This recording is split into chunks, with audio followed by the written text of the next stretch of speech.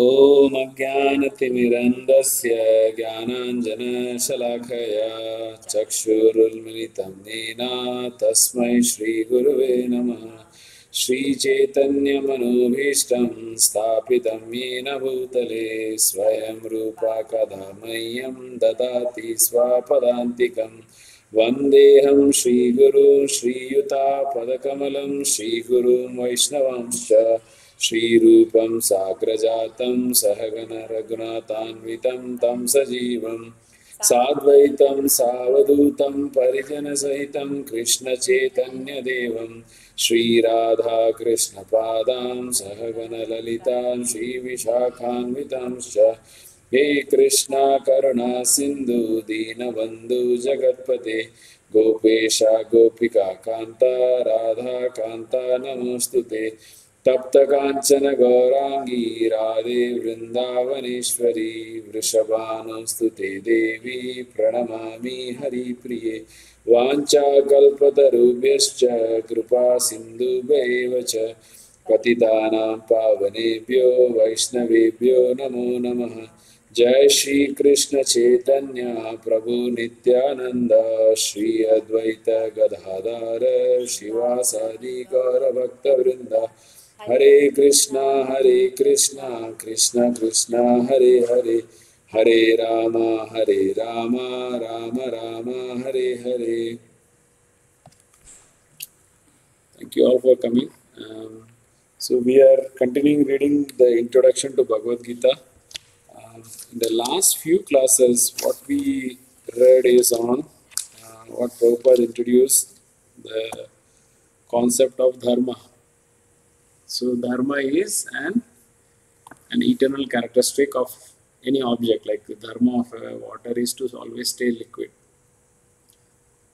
But under normal situations, what happens if you apply cold temperature, then it will freeze. So then the liquidity of that water is no longer having that liquidity, it attains the solid state. And same is the dharma of sugar is to be sweet. So similarly, here Prabhupada introduces the dharma of a jiva is to serve. And also Prabhupada introduces another term called Sanatana Dharma. What is our eternal dharma? So Prabhupada explains our eternal dharma is to serve the Supreme Lord, and he also discuss that. See, the dharma of a soul or a jiva is to serve. But does it mean that serving anyone is a Sanatana Dharma? No. So now he is just introduces that Sanatana Dharma is to serve the Supreme. Now we are just going to start reading why worshipping in that context only. Worship. Basically, Sanatana means eternal. Sanatana, Ramanujacharya has defined as one that has no beginning or no end. So for a dharma to be Sanatana, like the dharma to be eternal, whatever the dharma is to serve, for that service to be eternal, the object of the service, the servitor, the relationship, everything has to be eternal. Otherwise, that cannot be called eternal. So that's the whole point.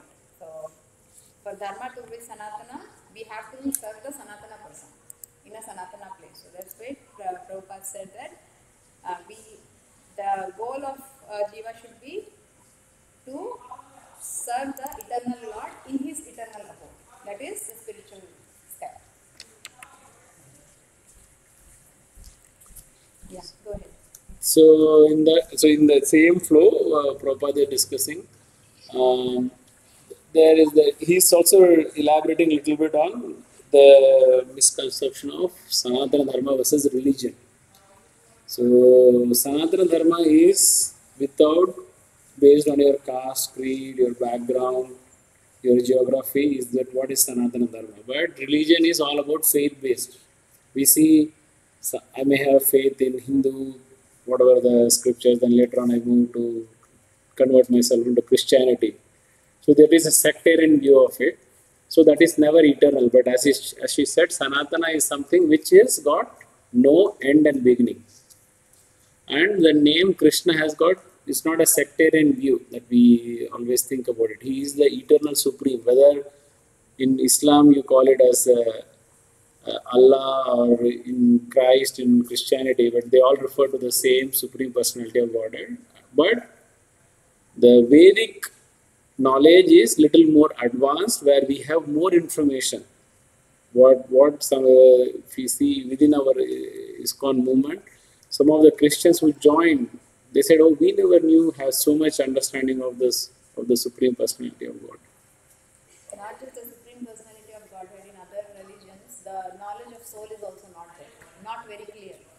In Christianity, there is some references here and there about your spirit, your soul, but it never describes in as detail as we are going to see in Bhagavad Gita. In Bhagavad Gita, everything is given in our Vedas, the size of the soul and the properties of the soul in so much detail it's been given. So that kind of knowledge is not given anywhere. Or the 5 topics that we were seeing, right?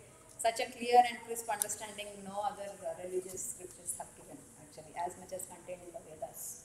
And why that we have such a clear understanding in Vedas? Because Vedas, they themselves come from Krishna himself, actually. So it's just like how you buy a product, you also get a product manual along with that. So Vedas are something which exists. It's not a man-made, actually. Apurushaya. It is because it comes from Lord Narayana or Krishna himself. So in the same context, now we are reading about the worship of the demigods or the devatas. So maybe we can start from page 70.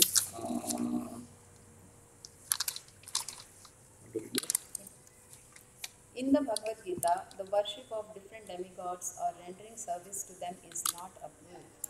It is stated in the 7th chapter, 20th verse. Kamaistaistar kritagyana prapadyante anya devata tam tam niyama asthaya prakritya niyata swaya. Those whose intelligence has been stolen by material desires surrender unto the demigods and follow the particular rules and regulations of worship according to their own natures. Here it is plainly said that those who are directed by lust worship the demigods and not the Supreme Lord Krishna.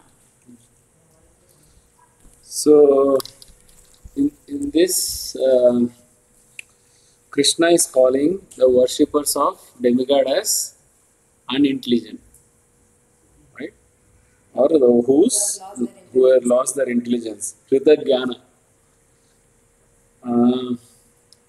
So what's wrong? And they worship with what? They worship with some material desire, right? They worship, like, say, if you worship Lakshmi Devi, or if you worship Saraswati Devi or Lord Shiva, you worship always with something to get in return back. So what's wrong in worshiping the demigod to have some material desire? What is wrong with that?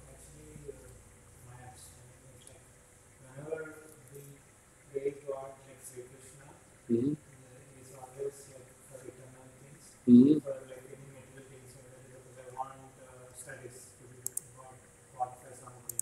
Then we go to Saraswati. So my intention of praying the God is in return. Whereas when we pray to Krishna, we never say that I want this. I want only I want to reach Godhead and serve God. That is the idea.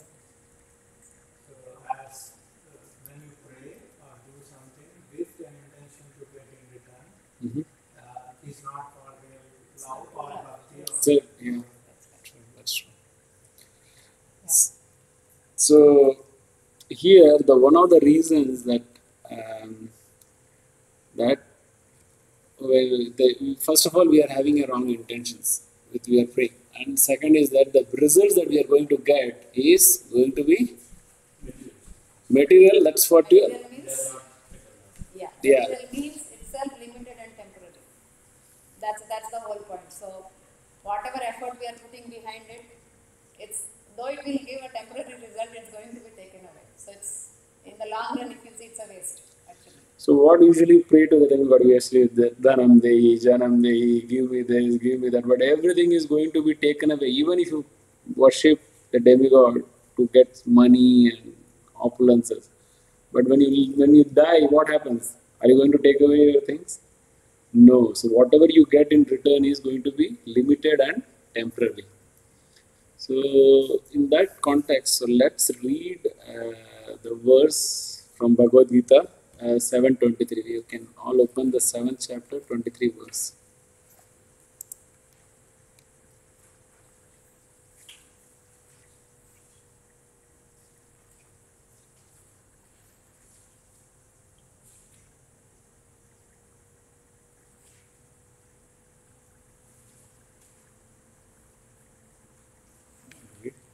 Yeah, men of small intelligence worship the demigods, and their fruits are limited and temporary.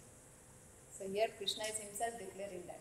And if we go to the last paragraph of the purport, it says, the results achieved by the demigods' benedictions are perishable, because within this material world, the planets, the demigods, and their worshippers are all perishable.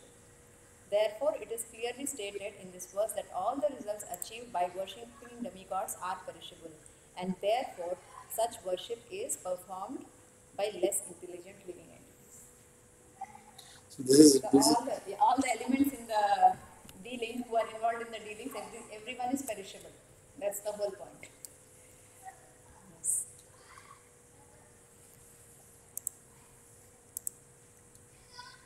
So so actually, even though the demigods are giving, it appears that when you are worshipping the demigods, you are getting everything very quickly. Like you have certain things, right? You do this vrata for 1 month, you will get this. You do this much for so long. You keep a fast for so many 1 year, you get this. All those things, right? So it looks like a foolproof way of getting things very fast. But actually, what are demigods giving? They are giving what you deserve only. They are not giving anything extra apart from, like, only if you desire only $5,000, they will only give you $5,000. They can't give you more than that. and that too also coming from your same pious account. It's Right. whatever you have. Whatever karma you have accrued, only from there they can give. They, Instructing them to follow those. very good point. So We're coming to that. it's coming now. It's coming now. Yeah. So why it is so now we thought why what's wrong in Having material. having material desire. Now let's see why worshipping the demigods for material benefit is not intelligent. Okay.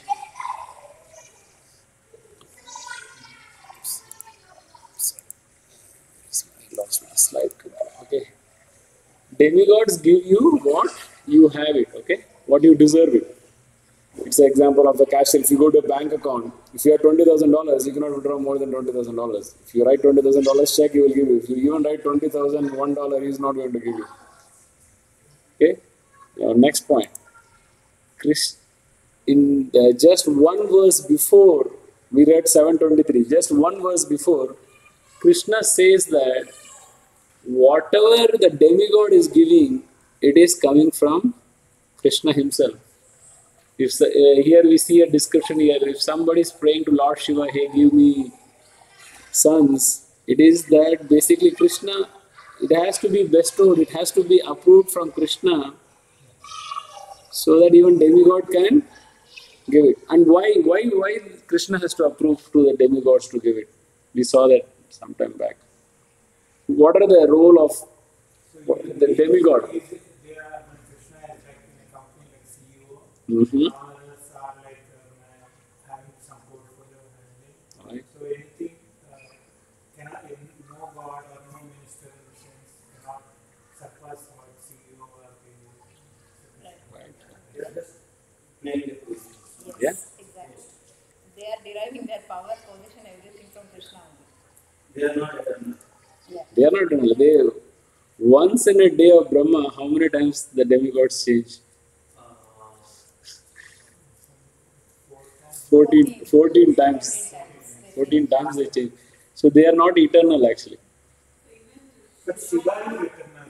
Only Shiva is an exception. Yeah, Lord Shiva. Shiva is an exception. She, Shiva is she is the energy of the Lord. Like she is the control of the Prakriti. I'm not sure actually. I think so.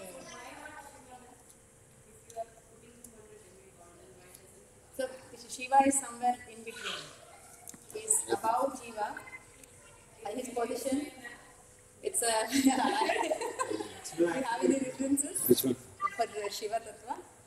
I think there was, I don't remember the verse, but we can surely find it out, Mataji. I remember that the position of Shiva has been explained. If you see here, this is the whole cosmic manifestation, okay? This is the material world. This whole thing is the material world, which is temporary and which will manifest and unmanifest, okay? This is also temporary and full of miseries. And this is the spiritual world, which is eternal. In between the material world and spiritual world, there is an abode of Shiva, which is called as Kailash. In between, after Brahmajyoti, you can see that there, the original form of Shiva, Sadashiv, resides there actually.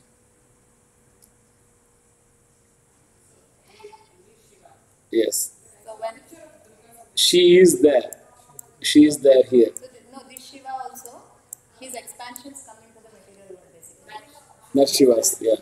So they have different purposes to manifest. Like Shiva comes as 11 Rudras, each of their function is different.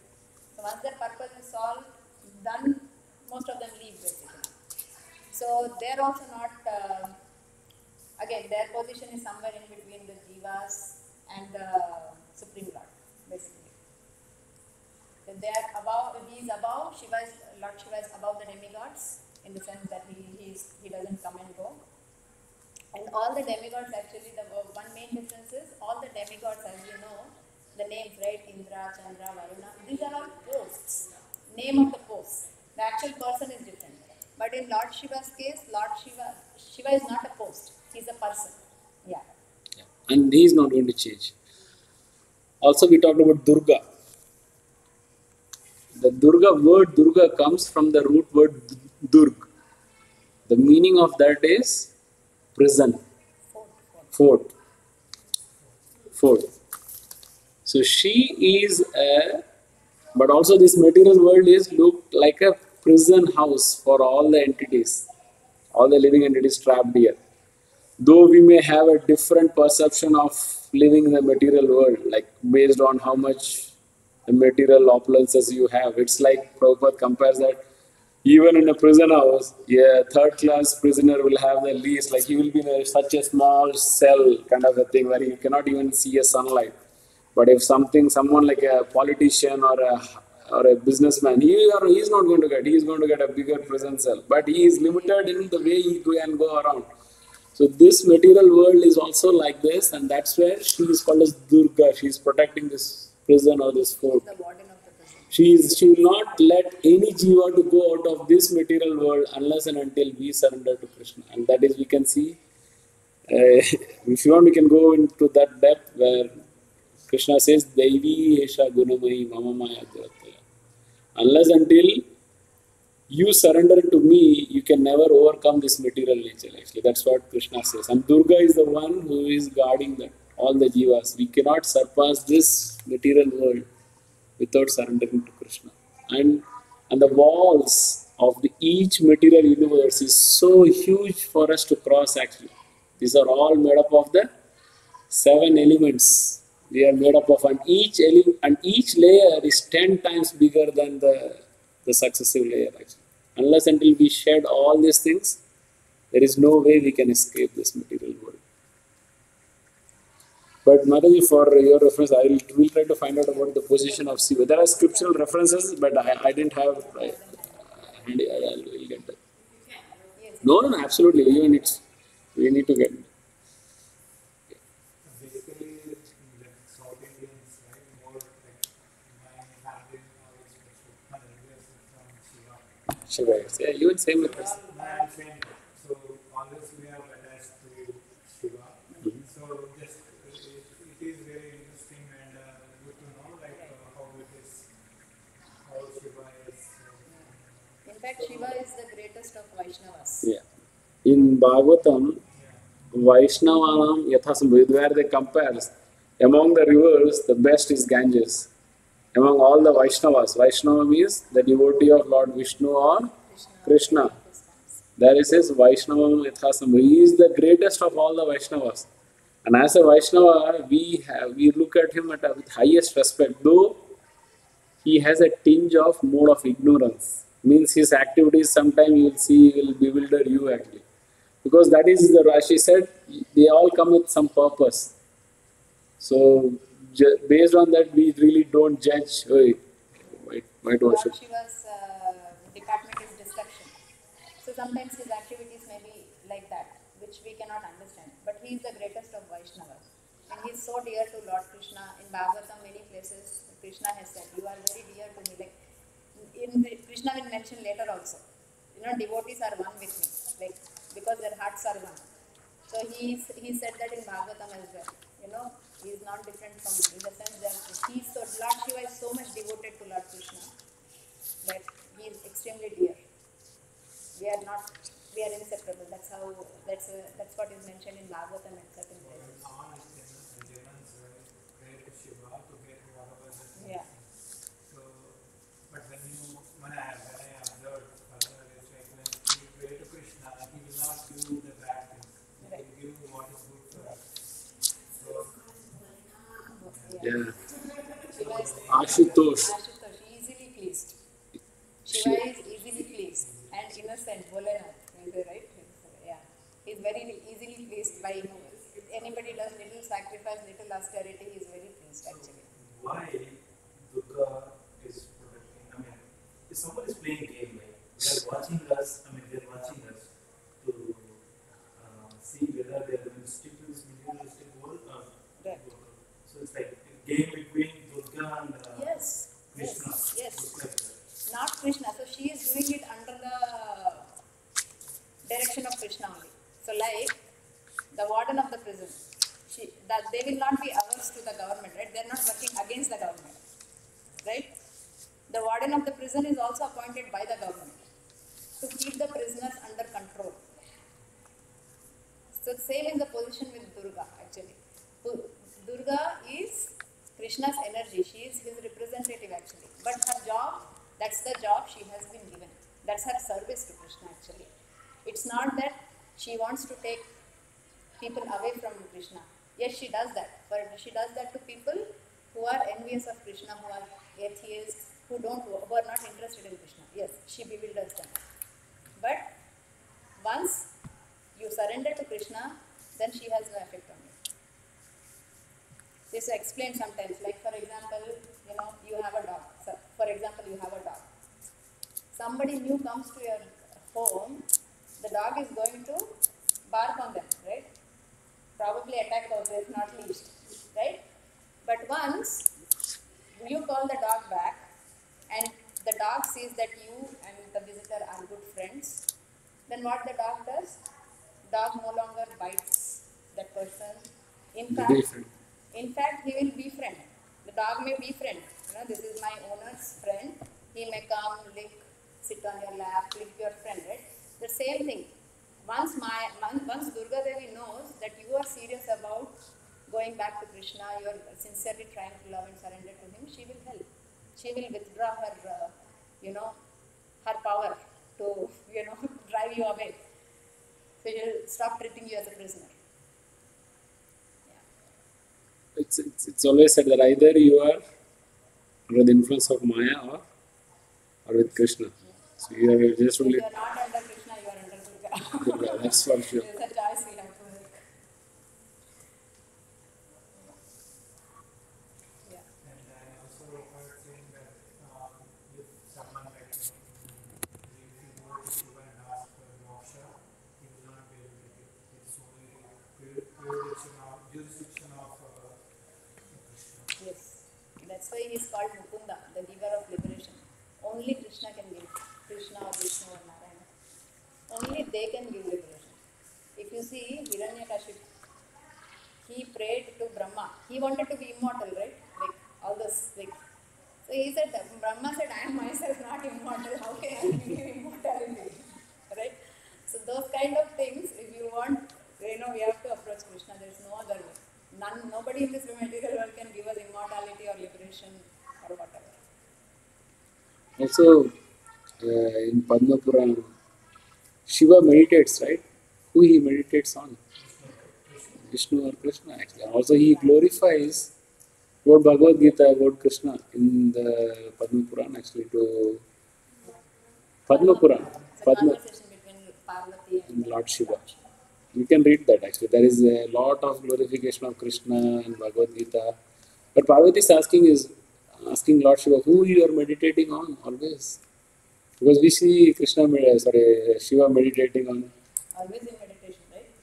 So who he meditates? He cannot meditate on himself.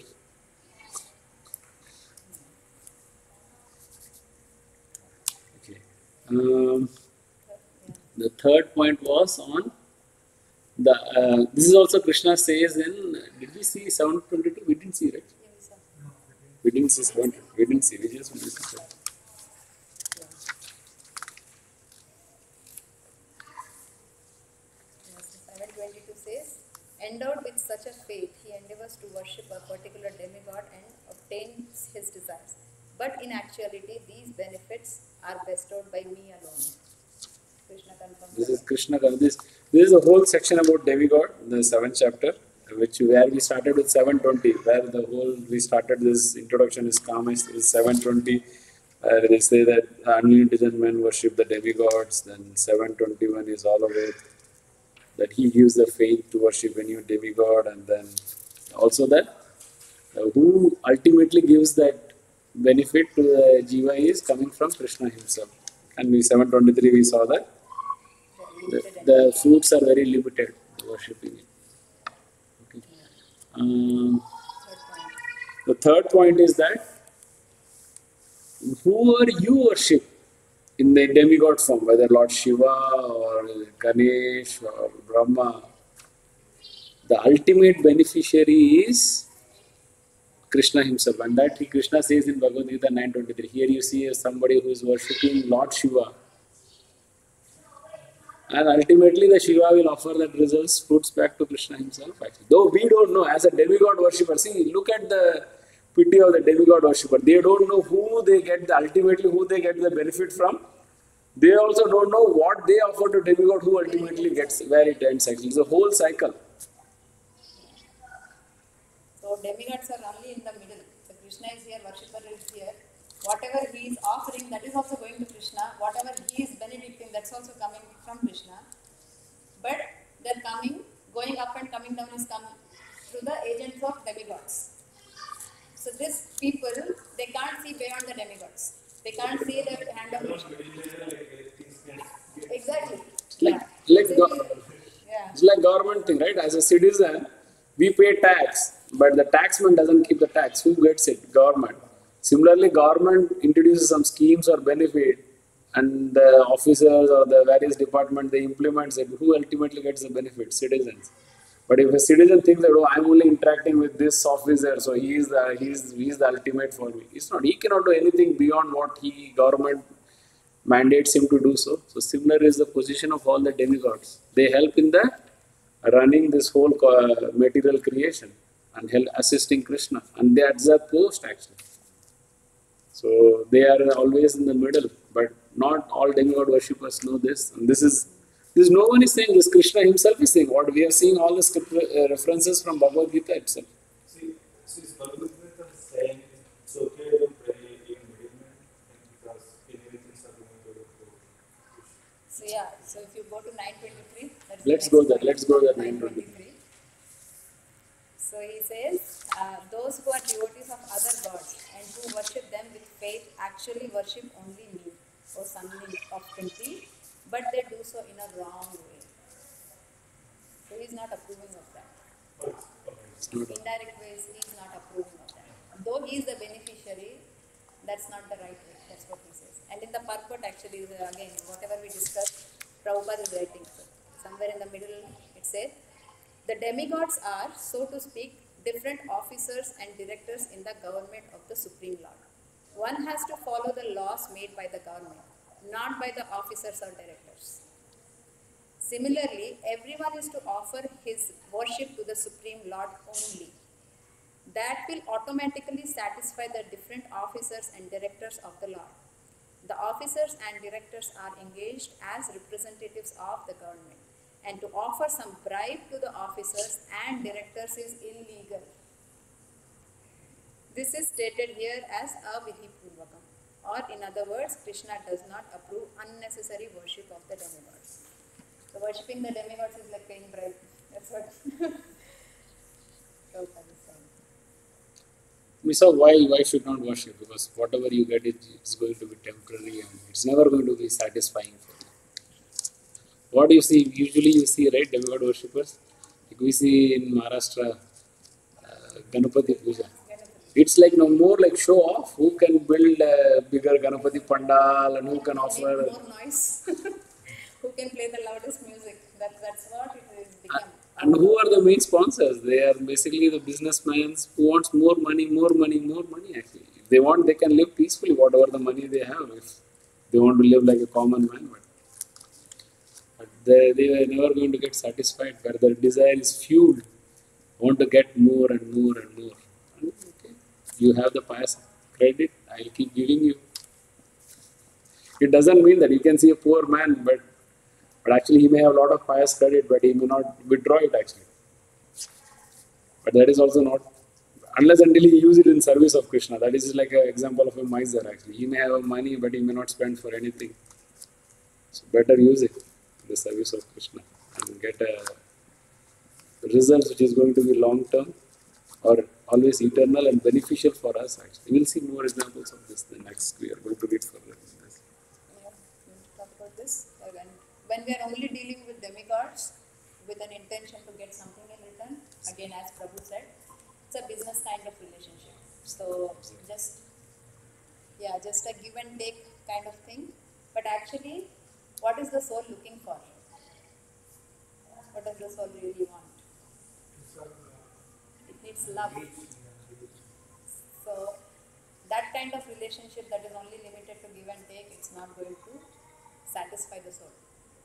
And that's why we see that even though we are getting, the demigods are giving what we need, our desires are never satisfied actually.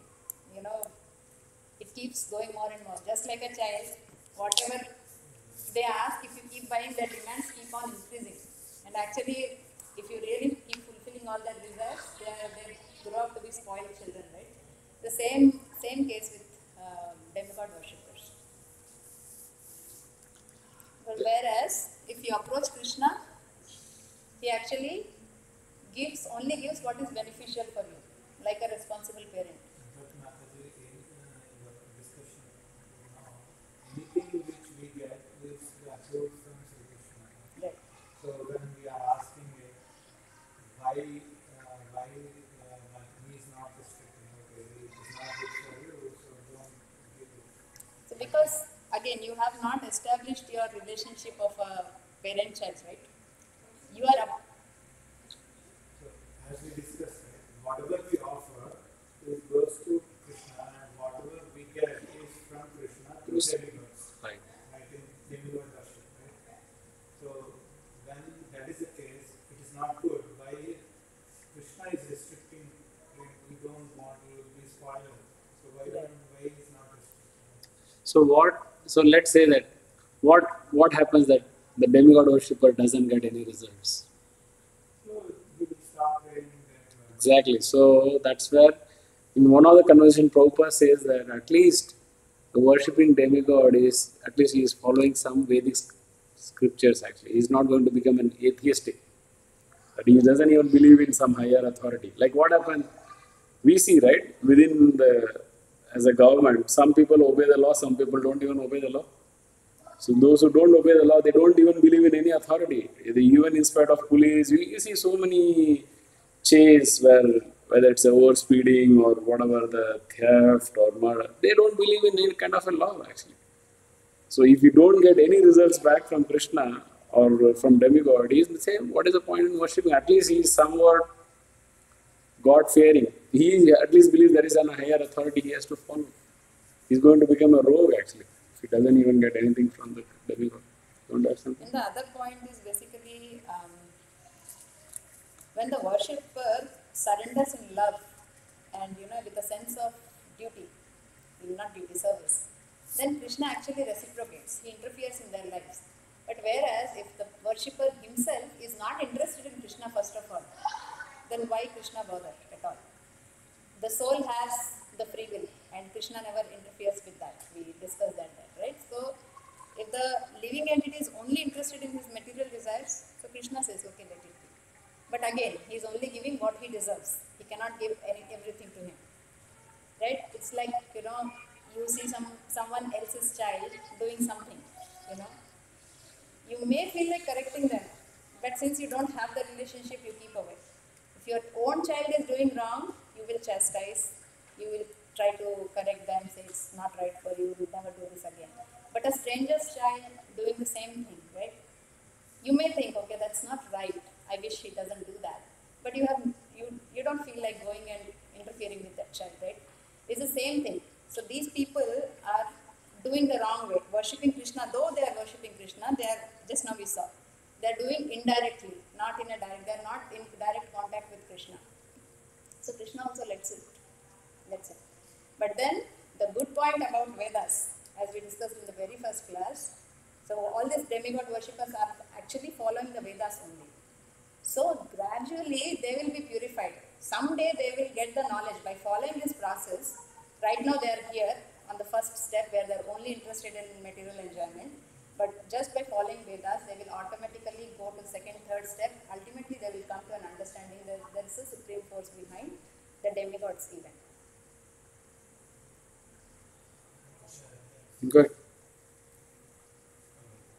That seems to be true, Madhavi. So earlier when I'm not coming over here, but I used to go there regularly to Ganesh temple and Sangha temple. So man, I used to dedicatedly go there, but over a period of time, I feel like coming over here and joining the Krishna consciousness. My God has been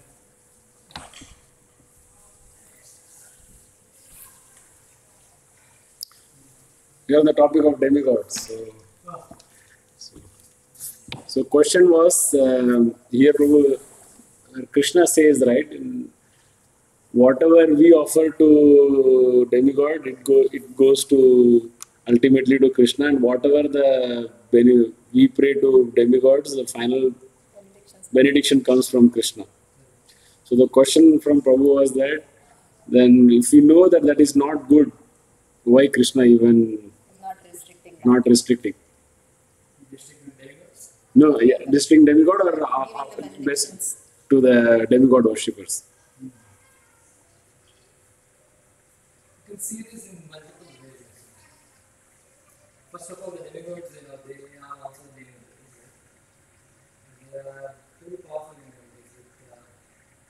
They also have desires. They have different modes. They have desire to enjoy a certain way. By having a Prabhu's position. question is how, like, for example, I am worshipping a demigod, and whatever he is giving me is coming through Krishna, so why Krishna is not correcting me, why he is not restricting that supply, so that Because it's that's not. what I'm coming to the point that first of all, let's see what is the position of them. Demigods are intermediate rulers. So they have desire to rule, but they have desire to serve Krishna. So they have both. Like when we come to Krishna consciousness in the beginning, we have certain desires. But you also want to pray Krishna. So Krishna will not say, okay, all these things are bad. You have to give up on your own, actually. It should be an organic growth, not like by force. So nothing works by force because there's something concept of free will. Everybody knows the living entity of soul has free will. So similarly, demigods have free will, so they're using their free will one way to worship Krishna, that's number one. But at the same time, they have desire to do some sense gratification. So the opportunity of that is both given to the demigod. That's from the perspective of demigod. The same is applicable to us. Like when we come to Krishna, we are not pure souls. We all have certain desires. So Krishna facilitates that. And organically, you should ultimately give up the desire of enjoyment. That doesn't happen overnight.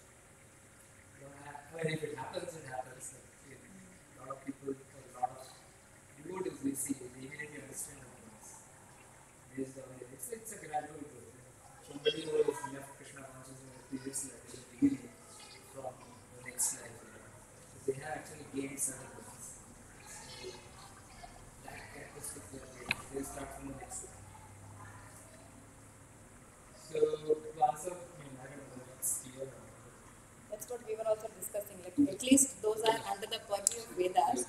So even by doing, they are gradually making advancement.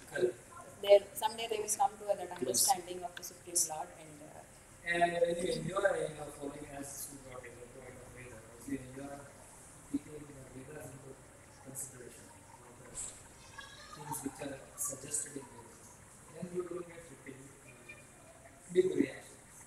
Without following the Vedas, you will get more reactions.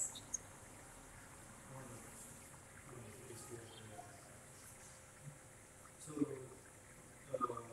demigods are taking gravity and then same gravity is going to Vishnu. First of all, giving anything to middle demigods is bribery, right? So the bribery is going to Krishna.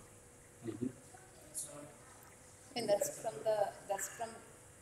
from the point of the worshipper who doesn't have Krishna in the picture.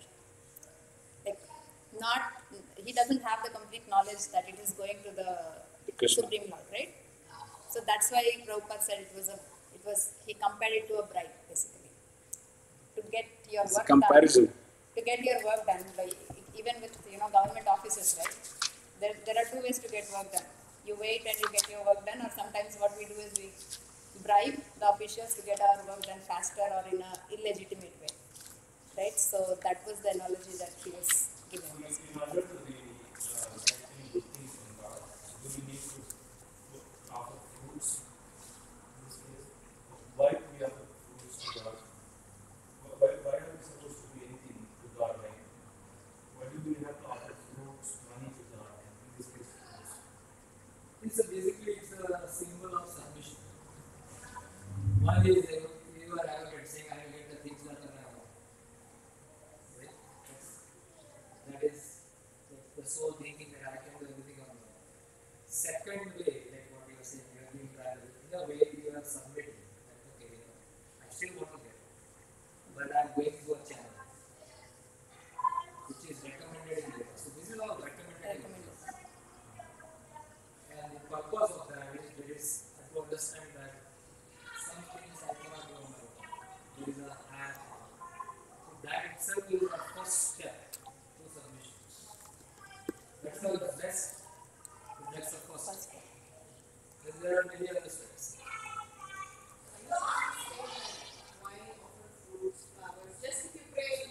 It's a primary thing, right? What I understand from this is that when we love, to create a God, That's the point. Yeah. you give some food, whatever he wants, with affection of love. I'm not expecting my kid will give me in return. That's the highest.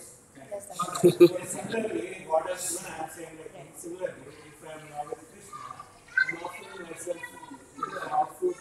So it doesn't mean that I expect return saying that I want this. Yeah, but he is saying in terms of like somebody who will die. Yeah, a lot of times in the beginning we do a prayer. Okay, I will do like 40 fasts or something. And then every Saturday I'm getting some fruits or some milk. Something like that. It could be whatever. Whatever. So, in a way, that is also not completely correct. But that's the first step to submission. Accepting that there is a higher authority that my results are dependent on somebody else who is giving me. Accepting somebody higher than me. It's a little bit of submission. Compared to somebody who is atheist, who say, I'm going to do things on my own. This is submission. Yeah. That's a mood. And then gradually you understand and come to that step of submission, and then gradually God is already there. Like, we cannot ask him anything.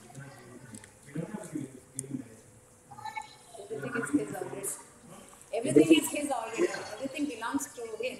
But what he is looking for is the love. So it's just like, this example Prabhupada gives, like child trying to give a gift, trying to save some pocket money and buying a gift for the parent for their birthday. Where is the money coming from? Where is that pocket money coming from? It's coming from the parents itself, themselves, right? But still, parent is very pleased that my child is thinking of me. So it's the same thing. So God is looking for love, our love. And these are some of the ways that we can express our love for him. So in the beginning we don't have love, but at least by doing such kind of services, we will gradually develop love. That is the intention. That is only true for Krishna or the Supreme, not for demigods, because everything belongs to him only. We read earlier, right? If you take anything from Krishna, he will remain the same. 1 minus 1 is 1 for Krishna, 1 plus 1 is same. So it's not that everything belongs to him only. It's not that by offering fruit that he needs that fruit to eat actually. An example, like very nice example, child of his father suddenly taking a chocolate. And the child gives the first bite of the chocolate to the father. If the child gives the first bite of the chocolate to the father is very pleased with that. In other things also is pleased, that's why it's not. Similarly, what Krishna is doing is we are just offering as love. And that's why there is a verse, Patram Krishna, Palam Yoga Bhaktya Mrata. So if somebody offers me patra, means leaves, Pushpa means flower, Palam means prayer means yoga. So if anybody gives this or offers this with love, then I accept. Namaskar, then I accept. So basically, Krishna is looking for our love. And we are ultimately looking for his love. We are confused with gratitude. Yes. We've been too much used to that actually. Yes. So that step what Om said was is highest. When I am offering without any, I know that he is taking care of me anyway. But this is my offering and with love.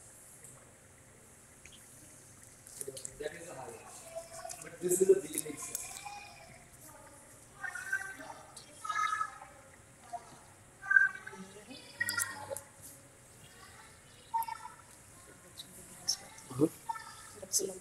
Also the example, one example about the demigod worship is like you worship demigod, you will get the benediction, and there will be no limit for it, right? You get more, your desire is growing more. The analogy is something is given like you have an itch. So the, with the itch, you have the sensation to scratch. The more you scratch, the more the itches grows and grows and grows. At some point of time, it will become like a big sore. Actually. And the very first time, you can consult a doctor and get the ointment or whatever. You can stop it there itself, actually. So that's where the demigod worship, because you are immediately going to get a result. Even Krishna says in the 4th chapter, actually, when you worship demigod, the results are going to be much quicker, actually. And with that, your desire is never going to get satisfied, actually. And you want more and more and more, actually. Also, here we saw how the worship of the demigod is more like a business terms, actually. I do this, you give me this. So here but the demigod will not come and give you an intelligence, hey, this is good for you or not. Okay. Then the business relationship we can give an analogy is when a child, a 10-year-old child, goes to a shopkeeper and wants to buy a cigarette. For a shopkeeper, as long as he gets the money, he will sell the cigarette. He doesn't even have to worry about it. Oh, he's a 10-year-old boy or whatever, a young boy, he should not smoke. But what happens instead of a shopkeeper, if a father is there, though there is the boy has a money and a desire which qualifies him to buy a cigarette, but a shopkeeper will sell it, but not a father or a guardian or a well-wisher of it. Say, are you mad? Why you want to smoke a cigarette? So Krishna is also is like that. He will only bestow what, if you pray to Krishna directly, he will only bestow what you need actually. What you deserve, not what you desire. That's the difference actually. So we went to Dwarka last year. And this is Gujarat. So 500 years from there, I heard this was the village people. Mm-hmm. That's a place of a devotee named Narsinghata. You can Google and search. But it's just like 500, 600 years back, he was there in Gujarat. So he was a very ardent devotee of Lord Shiva. So one time he was very sincerely praying to Lord Shiva. And then Lord Shiva. And then Lord Shiva comes in person. He says, I'm very happy. He gives him darshan. He is very satisfied with you, your worship. He is a very kind person because Lord Shiva glorifies him. And then what happens is, he says, ask me for a boon. So then Narasimha says that you give me what is best for me. I don't need, I have everything, you give me what is best for me. So then he said, okay, the best for you is Krishna Bhakti. And from today onwards, you become Krishna Bhakti. And he blesses him. So from that day, he becomes a devotee of Lord Dwarkadish, Krishna. And then there is a lot of pastimes of Narasimha and Lord Krishna. One-on-one exchange.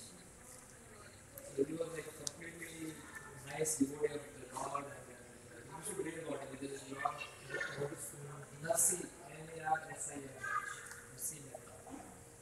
There's also this another pastime where there's a person named Gopi who was a very ardent devotee of Lord Shiva, and then he was in need of money, but still he prays, and Lord Shiva actually sends him to Sanatana Goswami, right? And they have a nice exchange, and then later Sanatana Goswami initiates him, and he gives him the Hare Krishna Maha Mantra. Then they become devotees of Lord Shiva, Lord Krishna. Chintamani. Yeah. So we have examples where demigods have also led their sincere devotees to the right path, actually. So he asked for that, that's why he said, but this is the best for you. Because he asked it. What is best for me? You give me the best. So then when we ask like that, then the demigod will give us the right path. Because then they know it. So it depends on what we want. Business deals are also there, as well as these deals are also there. Just before you came, Mataji's question regarding the position of Shiva, because he's permanent, right? It's not like other devatas where they keep changing their position. So we have any scriptural reference that he is eternal but above the Even the position of Durga. It's there in both in Brahma Samhita prayers is there. Okay. As well as in many other scriptures, as well as in Chaitanya Charitamrita and Bhagavatam, there are tons of references for position of Lord, especially in Bhagavatam and Chaitanya Charitamrita. There is a lot of description of these planets, where it is. So if you show the Yeah, I shown. if you go up there, so Lord Shiva is actually an expansion of Sankarshan, which is over here. You see Mula Sankarshan. Mula Sankarshan. From Yeah. his, The first quadruple expansion from there Krishna. are multiple quadruple expansions. Oh, yeah. So this is the first one. After that, there is ultimately Lord Shiva is in the Vaikuntha Loka, but that over there, Lord Shiva's name, if you go now, so Kailash, that's where Lord Shiva resides, and over here, the Lord Shiva is a Vishnu Tattva. So he is basically he's a Vishnu, one form of Vishnu. And from this particular Lord Shiva, his name is Sadashiva, then the expansion happens in the material world for various purposes. And one of the purposes is to destroy, when the destruction happens, Lord Shiva's role is to destroy the material creation. Plus, he has many other roles. Like one of the roles is he gives the false ego. The layer of false ego which we get is actually given by Lord Shiva. That is there given in Brahma Samhita. So that removes the false ego. No, he uses He uses other role of Lord Shiva is he carries the living entities from Mahavishnu into the material nature. When the initial creation, When the creation happens, he populates the universe. right. So when the destruction happens, when all the universes goes in the body of Mahavishnu, then the next cycle when the creation happens, when the living entities need to be placed in the material world again. So the first time Lord Shiva carries all the living entities from Mahavishnu into the material dimension. That form of Lord Shiva is called as Sambhu. Shambhu. So And then, each universe will have their own Shambhus, right? no, one Sambhu is No, one. sorry. After that, The expansion. Correct. Expansion. After So that, each universe will have their own expansion of Lord Shiva. after, yeah, exactly. So is he to be considered a demigod, or In that time, he is a demigod. in that form of Lord Shiva is a demigod? Within the world. But that has got no end and beginning, even for the Again, next. he is not destroyed, right, Prabhu? Like he is beyond destruction, He is but beyond destruction. yeah, but the original, the one who is in Kailash, he is Sadashiva. Vishnu Tattva, and like yeah, I think he also said that he comes for, he has several expansions for different purposes. Yeah, there are, I think there are 12 Rudras. Rudras, which is expansions of Lord Shiva, which is there in the material world. And then when you read third kind of Bhagavatam, third kind of is the description of the creation by Lord Brahma. So Lord Brahma starts creating, then first creation is the four Kumaras. And he asks the four Kumaras to do the population work. Because the universe is there, but nobody is there.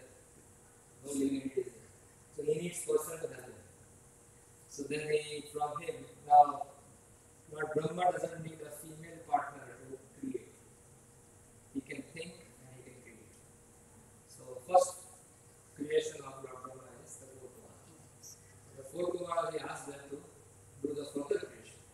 But then they said no, we only focus on spiritual. So then he gets angry. So from the Forehead. head of Lord Brahma comes Lord Shiva. The anger form of Brahma is Lord Shiva. And then from Lord Shiva comes the 12 Rudras and they start destroying the universe. So then the Brahma says that I'm not Vishnu Avtar. They say no, right now this is not the moment to Just started. Yeah, this just started. Then they are given position in various parts of the universe. Like, below the earthly planets, they have certain positions. A couple of the planets, they have residence. Yeah. The Rudras. Yes. And then below also the. Then he stays with Bhavani. Yeah. They say, right? And then, at the time of destruction, they will be given destruction and they will start destroying. So the other level of Lord Shiva is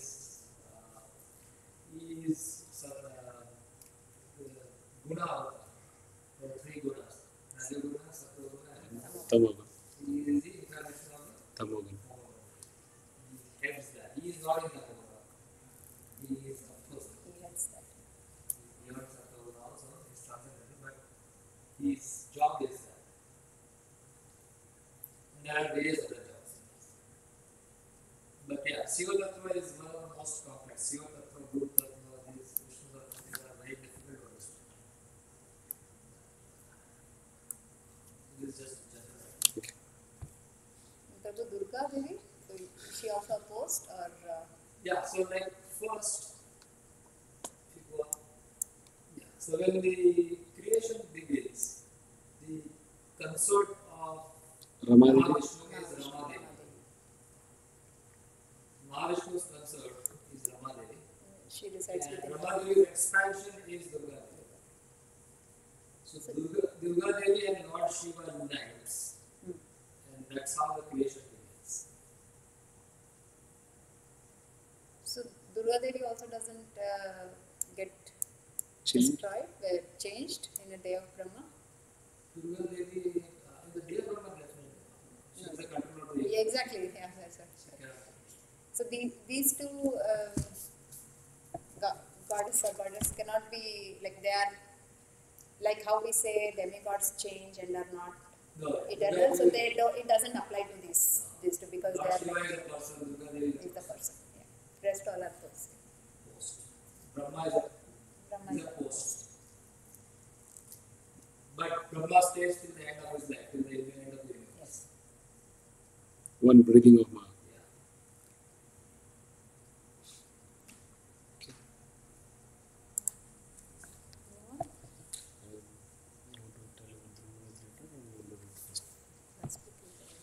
Last week we covered that, didn't we? We'll read ahead. When we mention the name Krishna, we do not refer to any sectarian name.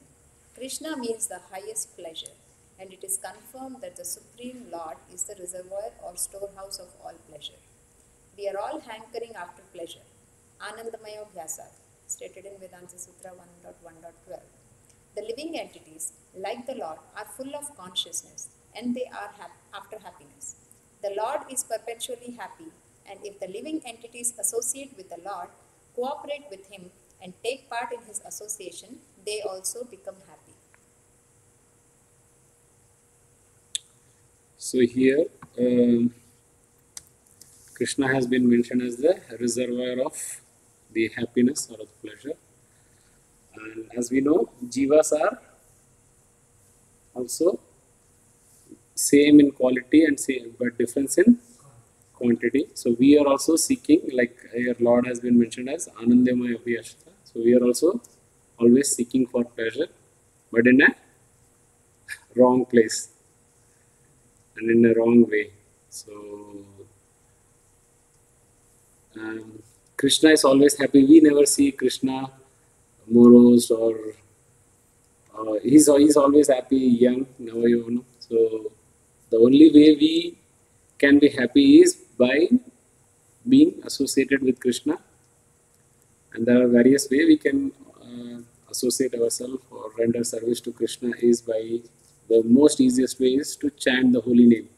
Don't even need to offer any fruits. Chant the holy name, hear his Krishna Katha, and offer any devotional service we can do in the temple. Actually, that's the easiest way. Even there are many multiple ways you can. There are 9 devotional process you can render to Krishna, but these are some of the easiest way that you can associate with Krishna and be happy. Because if you associate with a happy person, you will also derive happiness. So that's what Prabhupada is trying to conclude this section. This Anandamaya, Yeah, what it is, Bhasha is Vyasa. Vyasa. Vyasa. Is this something, what it means? Its soul is looking for always seeking for happiness. looking for pleasure, ananda, bliss. So you can say the composition of him. For our understanding, the composition of what is the composition of Krishna? How is it? Right? Our body is made of whatever fire elements, water, fire. Similarly, Lord Krishna, how is he made? So he is actually absolute. Krishna word and Krishna himself It's not different. is not that's something beyond our realization. So the next time we say we chant about Krishna is full consciousness. But we are not able to experience that. So now let's go to the composition of Krishna. So he is Sat, Chit, and Ananda. Satchidananda, right? That word we have heard. The word is Satchidananda. Satchidananda is Sat, Chit, and Ananda. So now I'm explaining each word. Sat means eternal. Eternal Eternality. Chit means full of knowledge. Ananda means full of bliss. So similarly, we are his parts and parcels, like a fire and a Spark of spark of fire. Will have same qualities. So we are also such a right now it is covered. A layer is given, the layer of false ego is given. Otherwise the soul will not enjoy this. So we are also Satchidananda and we are also looking for happiness, like Krishna is looking for happiness all the time. Or actually he is happy all the time. We are also like that.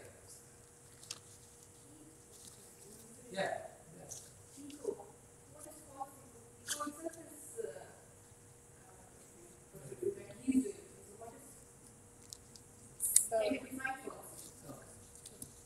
So ego over here, not the word ego, what we mean. Ego is ahankar, aham, I'm the best. That's not the meaning here. The ego means Sense of identity. sense of identity, knowing oneself, who we are.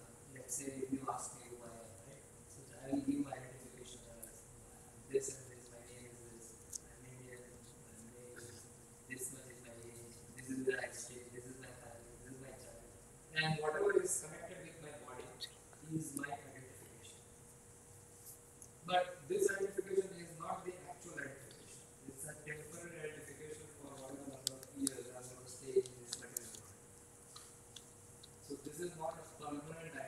And that too in that body. That will whatever body we have, that is the identification we get. So that, and I think that that's what I am. So I'm actually falsely identifying myself. So that's why it is a false. I'm not really knowing myself as a soul, eternal soul, part and parcel of Krishna. Krishna. And my job is to serve Serve Krishna. That is real ego. So that's the true ego. Or the real ego. Serve Yeah, so Krishna. ego is the sense of identity. Real ego is when you know that you are a part and parcel of Krishna and your duty is to serve him.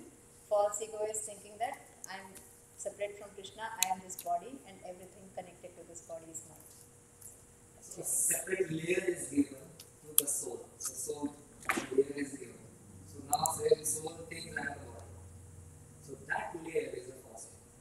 That's the first thing which is given by Lord Shiva. So another very easy to understand is this light. So this light is white in color, right? Then you put a red film on top. So that red film is equivalent to the first thing. So the light which is coming out Emits. whatever light we emitted will be all red color. But actually the light is white. So the soul is pure, which is looking for happiness all the time. Sachidana. Looking for happiness all the time. Like Krishna is looking for, not looking, he is happy all the time. But it is now looking for happiness in various different things. It's looking for happiness in home, or a car, or a job, or a child, or this and that. And these things are not going to give, it's going to give me happiness, but not going to fully satisfy me. Temporarily it's going to give me some satisfaction. And we being the spirit soul and trying to find happiness in a material thing is never going to completely satisfy you. Or maybe satisfy for some time and after that, like other day, you were sharing the experience that you wanted to buy a car and after some time you don't feel that, okay, I had a new car. Prabhuji was sharing his realization the other day. That, yeah, you have material things. It's not going to match. We being spirit in nature, spiritual, and that being material without any consciousness. It's not going to serve you for. That's exactly what I was looking for. I was not happy. I was not.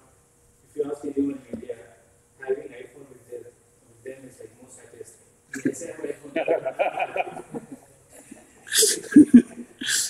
So yeah, that's why I'm coming here to find happiness. And the scripture says that everybody is looking for happiness. Like it's not something wrong here. Material things are not giving me any happiness. But we are looking for happiness in wrong place. So it is going to give me some happiness. Even when I have a new house. Or let's say I have a dream car, BMW, example. And then it gives me happiness for 1 or 2, maximum 3 days. After that, so when the bill payment comes, I did buy this. So, yeah, that's how it is. And another way of Vyasa means the soul is always looking for, everybody is looking for happiness. So, any action which we do, we want to make sure that that will give me pleasure. None of the action which we do will make ourselves miserable. Think about this.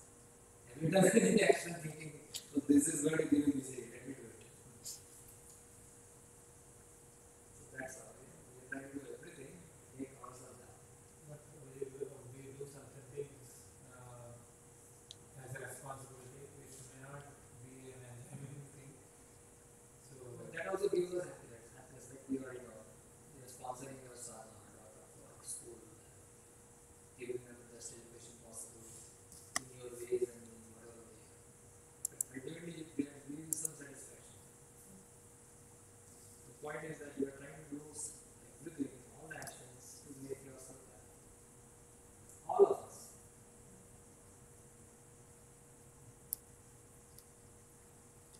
In the next verse, we are going to see how we can get the true happiness. This is Prabhupada is mentioning about Krishna's pastime in Vrindavan. So let's read about that. The Lord descends to this mortal world to show his pastimes in Vrindavan, which are full of happiness.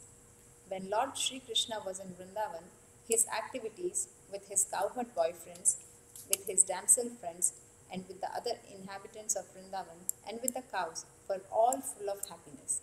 The total population of Vrindavan knew nothing but Krishna. So as we saw in the earlier paragraph, that Krishna is the reservoir of happiness. And we saw, we know that when he descends in Vrindavan, just to show all the jivas a glimpse of his pastimes that is actually happening in the spiritual world. Actually, it is just like an advertisement for us. Hey, this is what is happening in the spiritual world. Actually, so here we also see that the whole population of Vrindavan was just only deriving happiness from various activities of Krishna, whether it is his Gopa friends or the gopis or even the animals. Even to a point where even trees and dust also, they also, when Krishna walks, so everybody derives enjoyment from Krishna. Even they may Everything have. is conscious. Like everything over here is dead. This is dead. This is dead. Only the living entities left. Or ants or whatever. Yeah, spiders or whatever. They are alive. But in the spiritual world, everything is conscious. Wall will be conscious. Chair, sitting place, or the Krishna's flute. So they are in what rasa? They are in the rasa, right? Different rasas. No, another rasa. The 5 types of mellows or the relationship. Shanta, yeah, What is the first one? Just realizing In, inactive. inactive. Santa, just a general appreciation. So the trees, the river, they are in Sankaras. The stones, river Yamuna.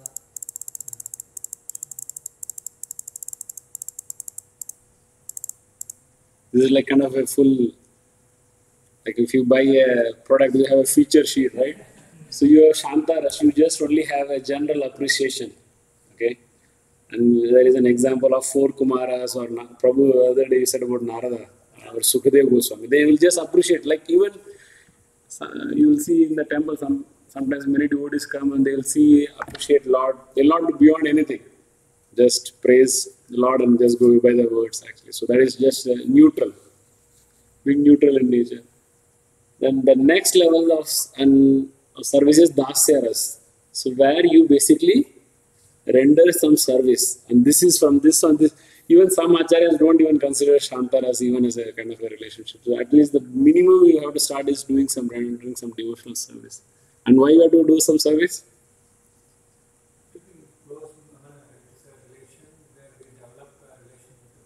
Yeah, but it is our dharma, right? We saw the concept of dharma, our serve. So that's where you have to at least do some service. But there is then one example of is Hanumanji, right? And the next level of is the Sakhya, where you have appreciation, you have service, but you also have closeness and equality, right? You have no longer, if you are friend, you are very open, right? There is no fear actually. Even in Dasyaras, your master and servant, the servant always have a fear of the master, though he is rendering the service. But in the Sakyaras, there is no fear. The example is we saw is Arjuna. Then the next is the Vatsalya Ras, where you have all the, whether it's appreciation, service, as a mother you have, or a father you have to do service.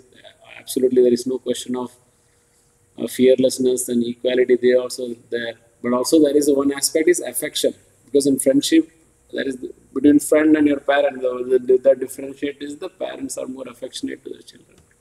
The example we saw is Mother Yashoda. The highest, the pinnacle of all the rasas or the relationship is the Madhurya Ras, which will have everything. And the best example is the gopis.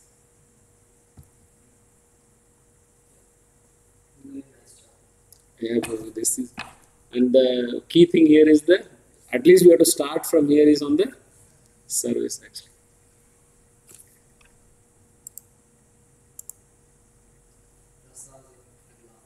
Mhm. Rasa second dance.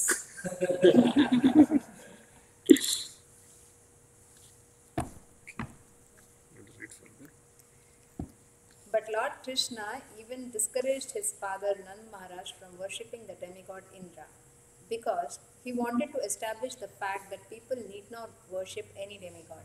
They need only worship the Supreme Lord because their ultimate goal is to return to his abode. So here, do we know this pastime which where Krishna, huh? Govardhan. The lifting Govardhan, lifting of the Govardhan pastime. So two things for us to take away from this few lines is that one, Krishna himself is discouraging his own father of worshipping the Lord Indra, and he says he convinces Lord Nanda Maharaj that whatever Indra is giving, because the Nanda Maharaj was about to worship Indra to get rains, but Krishna explains that Indra is just a position, he is just holding a designation, he has to do it. He is working under the direction of the Supreme. So this is another way where Krishna is saying that Krishna himself is leading by example on not on the demigod worship. And the second thing is that the whole Govardhan pastime, lifting of the Govardhan pastime happened for 7 days and 7 nights. It was a torrential rain and lightning and thunder. Though materially all the residents of Vrindavan were in the material distress, but they all were so blissful and they were so close to Krishna for those 7 nights, actually 7 days and 7 nights. So they were deriving happiness. So in our life also, it's not going to happen that it's not that once you become a devotee of Krishna, you will be all happy and everything is going to work out for you in the material. No, we are all going to face the miseries in this world, what we have, but that old age or miseries caused by other living entities or body, mind, and other living entities or natural calamities. But still, if we think about Krishna, we can overcome and we can always be happy. So that's why purposefully I put that pastime where, in spite of so many material inconveniences, they were able to derive happiness because Krishna is the reservoir of all the pleasure. One of the things in the material world, when you focus on some issue which is, let's say, some trouble in life, if you focus on that trouble, the trouble becomes, maybe the trouble is dismissed, but then the next phase is become this mind expands, and then it becomes bigger and bigger, and it becomes like a giant. When we can't, mind stops thinking how to handle it. So person from outside can come and help us. So this is very simple. Just do it this way. Handle it this way. But because we are within the trouble, we cannot see. We start our focus, our attention goes, make the trouble bigger. So one of the pastimes of Sadhana Goswami was Lord Chaitanya came from South India to them. He called Sadhana Goswami, called Chaitanya Mahaprabhu called Sadhana Goswami. They were living in the same time in Jagannath. So this was afternoon time. And there were two routes. One is in front of the temple. And Sanatana Goswami considered himself because he actually used to serve Muslims. So he thought himself to be very untouchable. So he didn't want to go through the path in front of the temple and disturb all the Brahmins who are going to further service the temple. So he took another route, which is to the near the ocean. And the ocean is all sand, and in the afternoon it's very hot. And he went through that path, and then Lord Chaitanya actually asked him, from which path you came? He said, I came through that path. Then he said, show me your legs. So he showed his legs, and it was all blisters.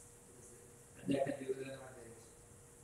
So then he said, Lord Chaitanya impressed with him. He said, how could you tolerate so much? He said, I was just thinking about you. My mind was just thinking that you called me and I had to meet you. So my attention was not on the feet at all. I didn't feel anything that was so hot. So this is the point. If you are focusing on Krishna, the other problems will be there. It's not that when you come to Krishna consciousness, all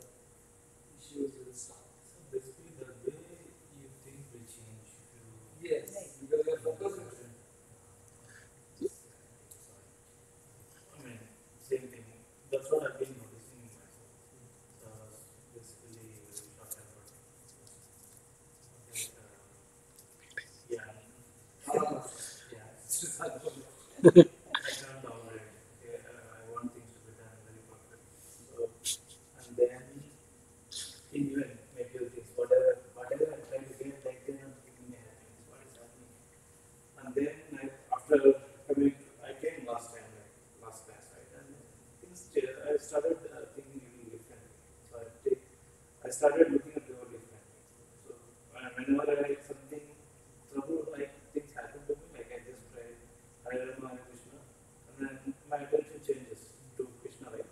Then I feel happy. So unconsciously I'm feeling I'm able to control my emotions. Unknowingly. So, but keeping myself happy. Yeah, and that is the secret actually. That is your attention goes to Krishna. Because Krishna is Satchidananda. And we are, it's like Prabhupada gives the example that when you keep an iron rod in front of a fire, right? And what is the characteristic of fire is giving heat. So eventually the iron rod will become hot as fire. When you touch it, some the iron rod with something else, it will get fire. So similarly, when we are in constantly touch with Krishna, our consciousness is with Krishna all the time. We are getting Krishnaized. That's what Prabhupada's that's the word he uses, Prabhupada. We get Krishnaized. We become like Krishna, almost like Krishna, like full of happiness. And then, yeah, exactly. And then we touch, so we give the same thing to others. Because now we are via media of Krishna. So we give the same happiness to others. So our presence becomes like, we are not becoming Krishna.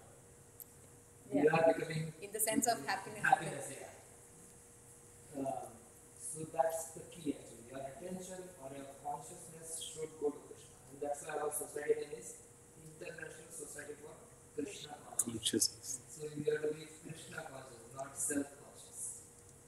You become conscious about Krishna and you in touch with Krishna all the time. You get the connection. Then you will be able to overcome very, very easy because you will see the events that is happening. It's all temporary. Normally we think whatever is good. We inflate it beyond proportion actually. It's even small thing happens, we react to anything. Obviously, when in my life, right, when I started believing in God, and so as we know from the beginning, it is temporary. So if a problem comes, right, we first say that yes, first it is temporary. So it will not aggravate as we are thinking. Yeah. So it will come. Since it has started, it has to end. So we have to have a patience of waiting with that. And next is that I got a consciousness. Yes, I am part of Krishna. So Krishna might have given this incident to feel and undergo this, so that it would be helpful for me in the long run. Right, exactly. That's a very good thought.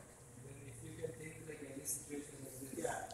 So that gives me, like as you said, right, when the problem comes, you like in office also, if even when you are sitting in the basement, you are always not thinking. Well, you are not thinking. You are always saying it's P1, it's big, and ultimately big. And when you solve it, some way or the other, when you solve it, then you will feel that this small thing, why it is not clicked on. So that severity, if you remove, right, yeah, it will come and it will solve. It's solved. So then we start thinking, and if you are thinking, I am the only guy to fail, I am going to suffer, why I am going suffering, and all this stuff. They'll kick me out. All negative things you start, and it will not help us anyways. And you will experience yourself actually. You will experience yourself as gradually, as you said, gradually you will raise above the three modes. Three modes means what? Mode of passion means all this clutter, constantly clutter going on. They are very, one after other things, you are in constant motion. There is a mode of goodness, you are calm and God. Like you go to meditate, and there is a fire. Right? So, three different people in three modes will react to the same situation in very different. One in the mode of goodness will be calm and quiet. You say, oh, there are 500 people, there are 4 exits. So let's plan how to the fire is at a different spot. So if there is a fire extinguisher, use that fire extinguisher. You are in the mode of ignorance, they start shouting, Running, stampede, and stampede. So see, that's what happens.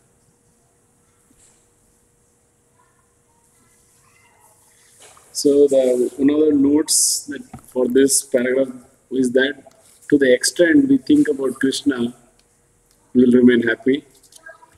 And the extent we forget about Krishna, we will be more in miseries. And that's where we see all living entities that we forgot about Krishna and we are in this material world, which is temporary and so full of miseries, but still thinking that we are enjoying it. Actually.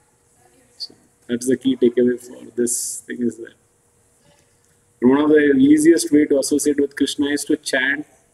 As Prabhu said that the name of Krishna is not different from Krishna himself or hear his pastimes. And the next step is that whatever the way you can do any service in the temple. And whenever you are doing service, it is very important to bear in mind or be conscious about that service. It should not be a routine activity. The activity should be seen as an opportunity To to serve the Lord and His devotees. So that should be the goal.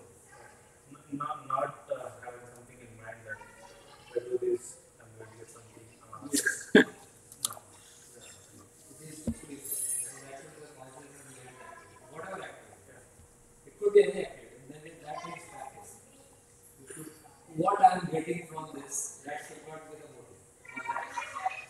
I'm going to get this. This is the benefit. And if there is benefit, I will do it. If there is no benefit, I will not do it.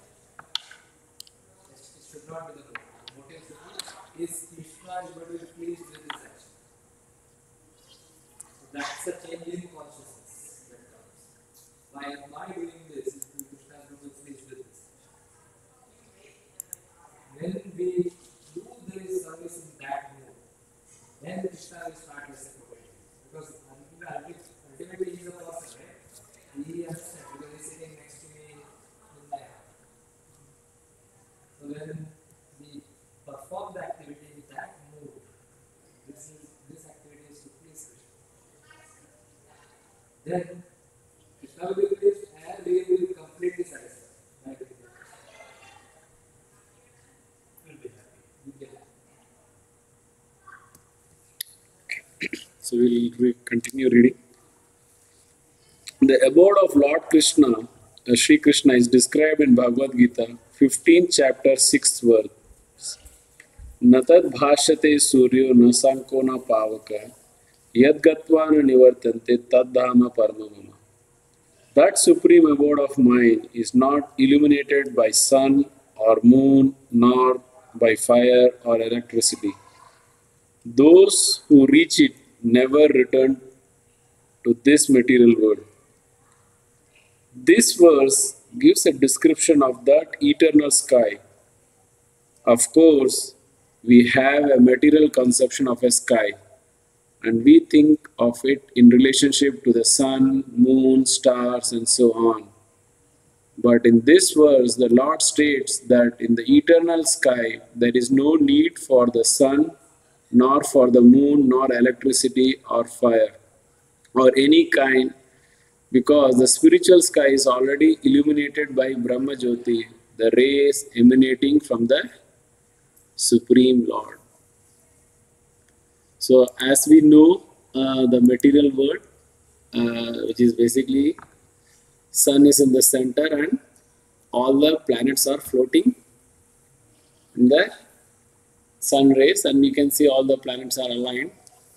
Similarly, here also described the spiritual world is basically you have or spiritual sky, you have all the spiritual planets. There are innumerable.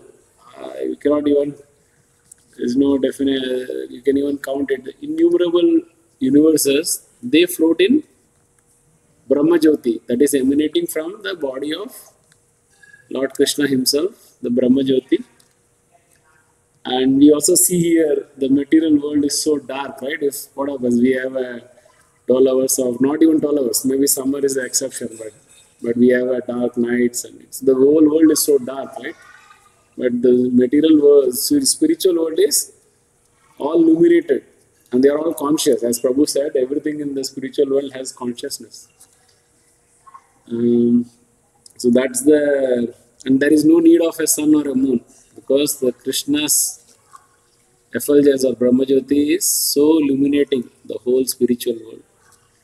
In fact, Brahma Jyoti is the source for illumination for sun itself. Actually. And why, now let's understand why it is dark. Can you Yeah. The material speech. Okay. Covering why it is dark and there? Only when the sun is there we see the light. Otherwise it's dark. Sun is there for the purpose of giving us light. Now the darkness is because you see the whole universe is like a circle. It's like a egg kind of shape. And those, if you go a little expand expand करो. more Expand करो. layers. Okay, you understand. You see this layer?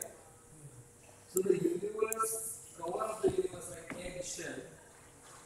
So within the egg, actually it's darkness, right? You take the egg, Solid because it's solid covering. it is solid covering. So within the egg, it's all darkness. So similarly, the universe is actually dark. Outside the universe, it's all light, Illuminate. illuminated.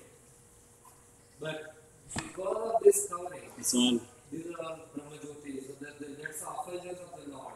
It's all over the place.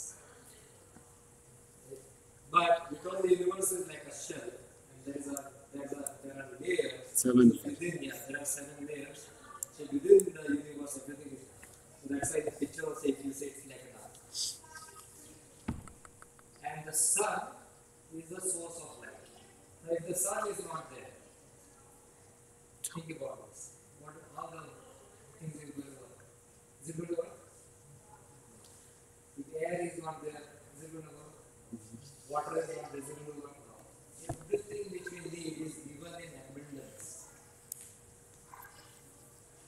And then we say it is going on like it's without any control. Universe we have sun, right? If these covers, whole layers are covering, then how the sun is getting from Brahma, how sun is getting the light? Yeah, it's a spiritual, so I don't know scientifically how it is done, but it is given in the scriptures that the sun gets its strength from the Brahma. How it is happening, I don't know. The understanding is that the sun's energy, or the source of sun's light, It's a reflection of Brahma Jyoti. is a reflection of Brahma. It is getting the light from Brahma. Even in the third canto of Bhagavatam. Prabhu's question is, it is so thick how Yeah. this light is happening. Yeah. So basically, how demigods are deriving their power in the same way sun is also deriving Devash. power. Yeah. In Brahma Samhita, it is said that sun and moon are the eyes of Krishna. Basically, they have special function. Now, another thing to think about is there are a lot of things like this which is beyond our understanding. Here, just Like how it is not so I just asked. No, I also don't know. But I don't know from the scripture it is given. So, like how our body part is conscious. Like if I pinch over here, I'm going to sense it, right? But from if the soul is not, the soul is actually sitting here. How the consciousness is looking here? That is unknown to us. Right? There are some factors like that we don't know, but it is working like that. Or we don't see any signals, but the system is working. Certain things we cannot see, air we cannot see, water we can see, mind we cannot see, intelligence we can sense it. There are certain things which is beyond our mind. Being an object of things and how the body works. Still, like,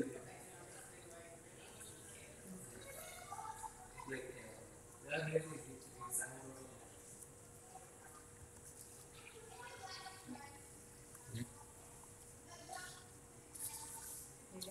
Yeah.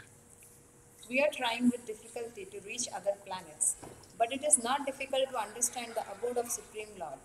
This abode is referred to as Goloka. In the Brahma Samhita 537, it is beautifully described. Goloka eva nivasatya khilatma bhuta. The Lord resides eternally in his abode Goloka, yet he can be approached from this world, and to this end, the Lord comes to manifest his real form, Sachidananda Vigraha.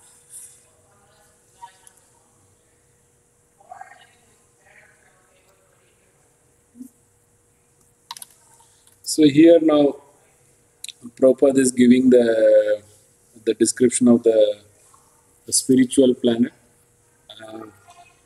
or the spiritual world. I think probably this is the only verse that's in Bhagavad Gita that talks about the spiritual world description. What we read about the Natad Bhashate Surya, that is the only verse that talks about the description of the spiritual world.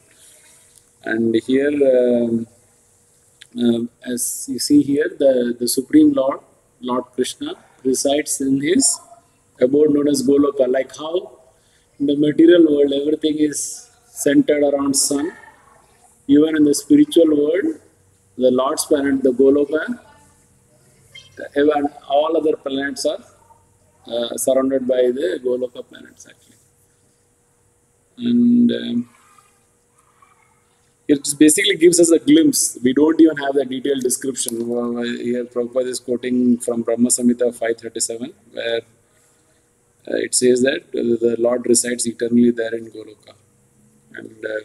And he has a form. He has a form in the form of Sachidananda Vigraha. Like as Prabhu mentioned, our body is made up of the blood and things, but Lord's body is all act. It's an absolute made up of Sachidananda, and he manifests himself in a Vigraha form. It is with his kind mercy that he comes manifest. Though we may see he manifests in a wood or a metal or in a stone form, but it's out of his mercy and compassion for us that he manifests himself in his Shyam Sundara form. We're going to see that how he, in his original form, in the three-banded holding the fruit. So, is there The anything? deities in the temple are actually not different from Krishna. He has agreed to the The deities deities. in the temple. They are not different from Krishna. Krishna is really residing there. That's the way he is making himself accessible to us. Because in our current situation, we cannot approach him as he is in Goloka, right? So that's why he comes down in the form of deities, in the form of holy names, for us to help us to approach him easily, no matter what situation we are in. So that's out of his mercy that he does that. That is why if you see in the temple all the flowers, they kind of long time back. It was in 1998 when I came to the temple first time. So after a few days we had some short of money. So then I suggested, why don't we put a plastic flower? We are spending so much money in flowers. Fresh flowers. Fresh Fresh flowers. We are generally spending a lot of money on the fresh flowers. So then the devotees said, the Lord is actually the Lord himself. It is non-different. His form in the temple is just a mercy form. Mercy in the sense as we cannot approach him, he will go lower. He comes down to this world to show his form. His form is a two-headed form. In the Goloka, he has a two-headed form like us. But we have like him, opposite. And even in Bible it says, man Man is is made in the image of God. Bible is Jesus Christ. So that form is there for us to serve him. So that's why we see when we go in the morning, we day, every day we change the dress, every day we offer him nice flowers, fresh flowers. Then we offer Lord 7 times. And then there is a rest. Then the Lord, so he's like a person. We treat him like a person. He's like a king actually. Because he is supreme control. We treat him like give the best possible result in our capacity. That's the purpose of the deity. And the other purpose of the temple is to give this message what we are giving. That is the sole purpose of temple. Nothing else. It's a college, it's like a university. Yes, students can go and study about this knowledge is not available at other places. So the purpose of temple is to preach. Give the knowledge. okay. So we'll continue reading. When he manifests this form, there is no need for our imagination what he looks like. To discourage such imaginative speculation, he descends and exhibits himself as he is, as Shyamasundara. Unfortunately, the less intelligent deride him because he comes as one of us and plays with us as a human being. But because of this, we should not consider the Lord one of us. It is by his omnipotency that he presents himself in his real form before us and displays his pastime, which are replicas of those pastimes found in his abode. So here, as we saw, that Krishna mercifully comes in the deity form, okay, so that we get to know how he is in his original form, so that he doesn't leave any scope of any speculation how he looks like. Right? Still in other Abrahamic religion, they have very vague concept of God. Actually, in fact, they condemn any kind of deity worship. Right? Islam or Judaism, they all have. They know there is someone supreme, but they don't know any beyond that. Actually, they know only him as a supreme, as another powerful form. Actually, a person. But here Prabhupada is clearly saying why he comes in this original Shyam Sundara Sachidananda Vigraha form, so that it doesn't leave us to any mentally speculate how he will look like actually. You see, Lord's form, if you see his pastime. So, let's say the pastime of Govardhan. His form is not same as our form. When we were 7-year-old, we cannot even lift a hand. But when the 7-year-old child is lifting a mountain, so his form is Sachidananda, you can think in that term. But he can do with his body, he can do anything. When he was like 10 or 12 years old, and he killed Kamsa. When he was a few days old, Few days old, he killed Kubla when he was like 7 days old. So his body is not restricted to the form God he is. When we say of a human body, we have certain limitations, right? We have that conceptions. Yeah. So even when Krishna is coming in a human body, we should not apply those conceptions on him. They don't apply to him. Yes. Because he doesn't have a material body. So whatever limitations and shortcomings we have, he doesn't have all those things. And then the Shakti that Krishna has is called Icha Shakti. Whatever he desires, that happens. See, so he desires to lift a Godhan. So Godhan will lift on its own. That is the Icha Shakti. So his body has got nothing to do with it. He has to have that much muscle to lift a mountain. So it's not like that. Also here, Prabhupada explains that first he clears that why he descends in his Sachidananda Vigraha form. But in spite of that also, certain foolish person just think that he is just an ordinary among us, one among us, because since he has a 200 form, thinks that this is an ordinary person. But Krishna himself negates that thing in the 9th chapter, 21st verse. Sorry, 11th. So, where he says, Avajananti mamoda manushim tanum ashritam param bhavam ajananto mama bhuta maheshwaram. Fools deride me when I descend in the human form. They do not know my transcendental nature as the supreme Lord of all that be. So he is a Maheshwar, whether he is a 2-day-old or a 7-day-old, doesn't matter. He is a supreme Lord, any body. He is just, so you have to see that particular form the Lord has taken for a pastime. If he doesn't become a child, then Mother Yashoda will not be able to take Krishna in his lap. She cannot enjoy that rasa. She cannot enjoy that rasa with Krishna. So Krishna takes that form for Mother Yashoda to enjoy that rasa. That's the reason he takes that. And he also enjoys. See, Krishna also enjoys that Mother Yashoda is holding him or running after him with a stick. Let's say Mother Yashoda knows that he is Supreme Lord. Will she run after him? So then she has to be covered. So Krishna gives that cover to her. And Krishna gives the cover to himself.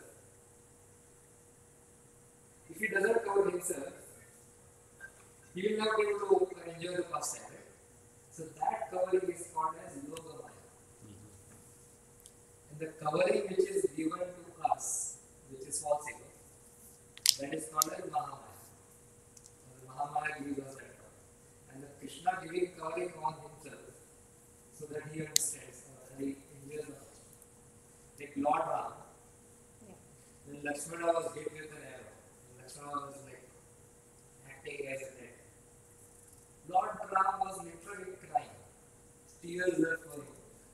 Same when Sita was kidnapped also, same thing, right? Yeah, Sita His was- elaborate description on how he was like a madman, he was asking the trees, did she go? He was asking the deer. So he is the Supreme Lord, he is all cognizant. But still he wants to undergo that feelings of separation, that intense love. He wants to experience. That's why So then he was also covered actually. So that covering was given to him. So that was on his will. So that covering so that he can really taste that rasa. That's the whole thing. He is also experiencing rasa. There are 5 rasas. Yeah. So exchange between the husband and wife is Madhurya rasa. Father and child is a Vatsalya. Krishna is taking the form of a child in this case. Mother Yasoda and Maharaj are taking the position of parents. Arjuna is taking the role of a friend. Now if Arjuna knows that Krishna is Supreme Lord, will he go put his hand on Krishna like this? So then Arjuna has to be covered. So that exchange will happen. Or only Arjuna is just putting his hand, but this the Gopal and the Gopas, they climb on his they shoulder. climb on Krishna's shoulder. They wrestle beat with him up. him. They defeat him in wrestling. They defeat him in wrestling. And then they say they will never win. Yeah. You are loser and loser. And they tease him. Sometimes Krishna even gets afraid, right? Yeah. They threaten him, we'll not play with you. If you leave in the middle of the game, we'll not play with you. So all those rasas he wants to enjoy. Doesn't put him in a lower position than any of the others, but that's a position he chooses to be in, to enjoy, taste that relationship. If you see the cover of Bhagavad Gita, he is enjoying the rasa of being a driver. Chariot. It's the lowest position, right? And then he is instructing, before that he is instructing Arjuna about the whole thing. And then he shows the universal form. Arjuna gets afraid, and Arjuna, if you read the last part of the chapter 11, Arjuna is asking for forgiveness. Yeah. Yeah, so when Arjuna had the realization that Krishna is the Supreme Lord, he asked for forgiveness. He said, I joked with you, sometimes I made fun of you as a friend, please forgive me. He loses that intimacy because that Krishna supremacy has taken over. Right? So, yes, that this reverential mood comes up. Then he says, okay, when Krishna goes back to his two-handed form, then he's peaceful. Then he's okay. Then Arjuna comes back. So we learned, it's already time here. Prabhupada mentions about the omnipotency of Krishna. So we can see from so when I say omnipotency, as a human, we don't have a control where we'll be born, who will be our parents. But Krishna is omnipotent because, and in this verse of chapter 4, verse 6, where he says that he is omnipotent, and though he is unborn, but he comes in his original form once in a millennium. Okay, so this verse explains that Krishna can choose where he wants to be born, who can be their parents actually. So, and whatever the pastimes he does here in this material realm in Vrindavan, which is not different from Goloka itself, is basically a replica of what are the pastimes that happens in the spiritual world continuously. Because their eternities they are not bonded by time. Oh, it's now 6 o'clock. We have to end class, or we have to end our playtime, or things like that. It's for eternity. Anything else, Prabhu? We all should desire to go back and enjoy those pastimes. That's the training we have to do.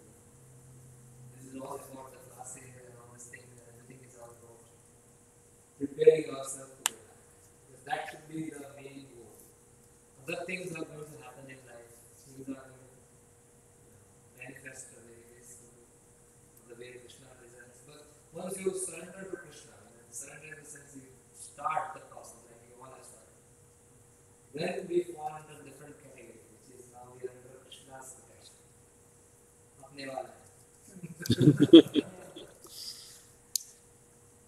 So then things are happens in our life to teach us lessons, correction, mislearning, so that we fit in that place.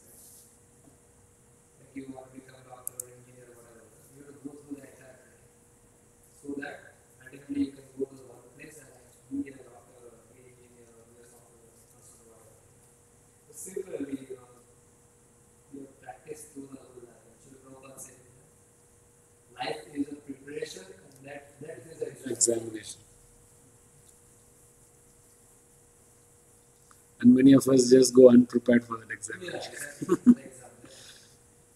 The whole purpose of life in Bhagavatam also it says that Ante Narayana means if you have done anything in your life, if you do not remember Lord Narayana in the sense of Krishna, Narayana, if that doesn't happen, then the entire life is a waste. So the purpose of that's the Prabhupada is saying that life is a preparation and death is the exam. So in chapter 8, It's going to come from. It's coming. It's in the next 2 pages. It is coming. Antakalicha. so that's going to come. So the whole purpose is to remember Krishna at the time of death. Whatever we do, remember at the time of death. That's the destination we are to get. So the life is a preparation so that we can remember Krishna at the time of death. That is If you fail to remember him at the time of death, you'll come back to rewrite the exam. Yes. This is really like another person is going through a death. People used to go and tell in their ears they used to say Krishna, whatever it is. That was the reason. They, in North India especially, whenever they carry the dead body, they say Ram Naam Satya. The name of Rama is only the truth actually. My grandmother, it seems, Prabhu, like only my uncle was there besides her when she left her body. So whole life nothing, but in the end she asked him to chant Hare Krishna.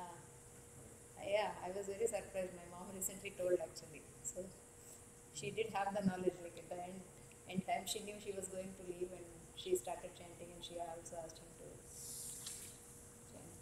Very fortunate. Yeah. So we'll end the class here today. It's a very hot day, so we'll honor some ice cream prasadam. Srila Prabhupada ki Grantha